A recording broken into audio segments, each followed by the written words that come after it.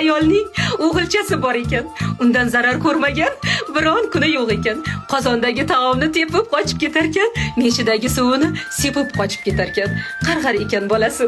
Qila olmasdan ipini qirqib ketganida u kir yoyganday ipini, "Voy ipimni qirqmagin. Qalbingga ilm to'lgur. Voy meshimni teshmagin. Ka'baga imom bo'lgur. Voy o'lmasam. Sichqon dumini kesmagin. Beozor bo'l, to'g'ri yur. G'arib yo'lini to'smagin. Ka'baga imom bo'lgur." Demas ekan, "Ha juvon mak, haromi maras o'lgur." Bitta ekan qarg'ishi Ka'baga imom bo'lgur. Niyat ketdi, vaqt o'tdi. Misli yil yosh shabboda shu onaning shu o'g'li imom bo'ldi Ka'baga. Ne shohi sultonlar orqasidan turib g'oz unga iqtido qilib o'qir edilar namoz. Duolar shum boladan chiqdi bir xush nafasli imom hofizi Qur'on Abdurahmon Sudaysi. Nazoratda insonning har so'z, har bir nafasi ibrat bo'lsin bizga bu Allohning mo'jizasi.